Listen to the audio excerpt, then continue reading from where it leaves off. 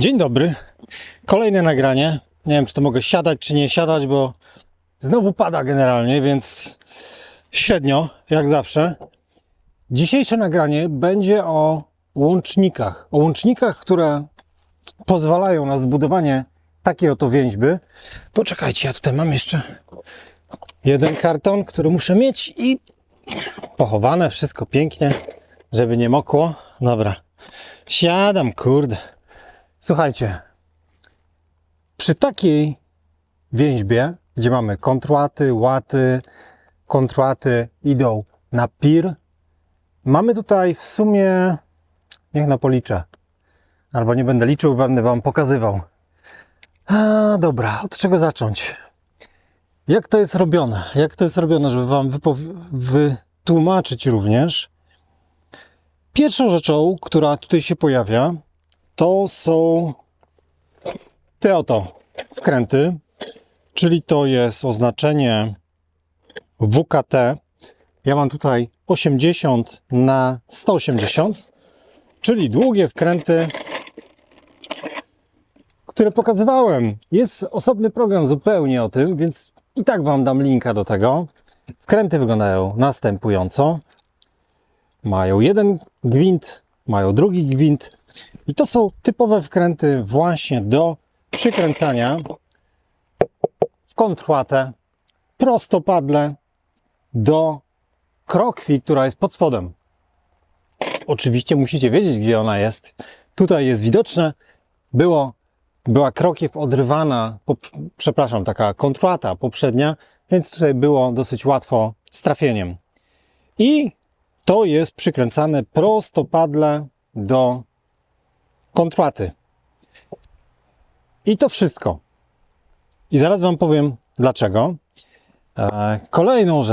Kolejną rzeczą jest przykręcanie łat.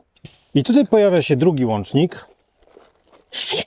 Również Domax i również pokazywałem to w moim filmie. Tutaj mamy akurat dosyć krótkie, to są 60 na 60. Mamy pierścienie, a później gwint. Później jest przerwa i później gwint. I to są już łączniki, które stosujemy do przykręcania łat do kontrłaty. I jest to robione w następujący sposób. Tutaj, przynajmniej u mnie. Wszystko jest przykręcane jak leci. Cyk, cyk, cyk, cyk. Bez żadnych podkładek, bez niczego. Jak leci, cała połać dachu jest tak zrobiona.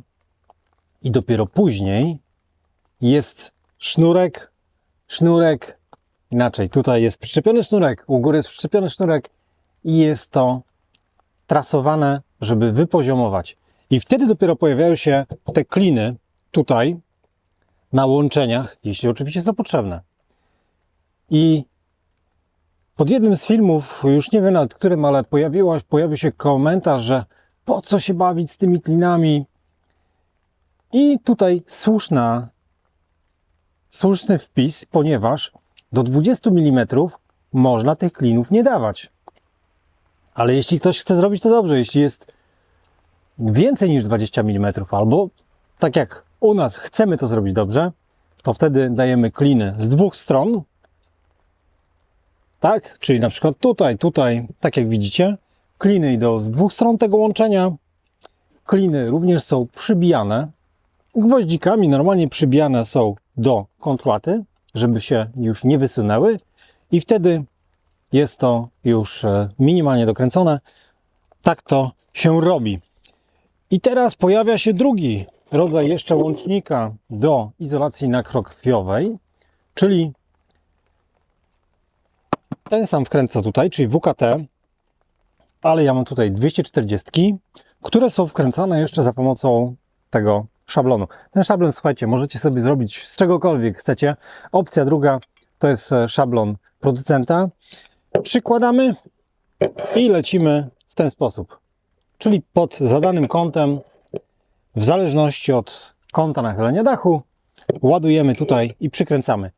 I dlaczego tutaj jest to robione w ten sposób, że część wkrętów jest wkręcana od razu, a te dłuższe są wkręcane później, ponieważ tutaj mamy łby talerzowe i wkręcając je pod kątem, ten łepek jest bardzo duży i nie jestem w stanie tutaj w żaden sposób go idealnie schować w kontrłacie. Czyli on minimalnie wystaje. I teraz jeśli byśmy to zrobili jak leci, to później łatowanie mogłoby wypaść właśnie na łbie tutaj w kontrłacie. Więc żeby tego uniknąć, tej kolizji powiedzmy, to można to przykręcić po prostu później. No i pomyślcie sobie ilość tych wkrętów. Naprawdę, słuchajcie, jest tego całkiem sporo. To są dziesiątki kilogramów, naprawdę. No ale w ten sposób mamy idealnie wypoziomowany dach w jednej osi, w drugiej osi, po przekątnych jest sprawdzone i tak to wygląda. Więc mamy wkręty do poziomowania łant, mamy wkręty do przykręcania kontrłat poprzez izolację nakrokwiową, mamy gwoździki do przybijania tych klinów. No i w sumie to jest wszystko, jeśli chodzi o samą tą drewnianą część. No bo oczywiście jeszcze później są tutaj gwoździe ocynkowane do płytek włóknocementowych. No i te malutkie zapinki. I to wszystko. Także w sumie można było powiedzieć, że jeden bit, bo to jest chyba TX, tutaj mamy T30, a tutaj też T30, no tutaj może 40 być. Tak czy inaczej, 2 bity i cały dach możecie oblecieć. Tyle na dzisiaj.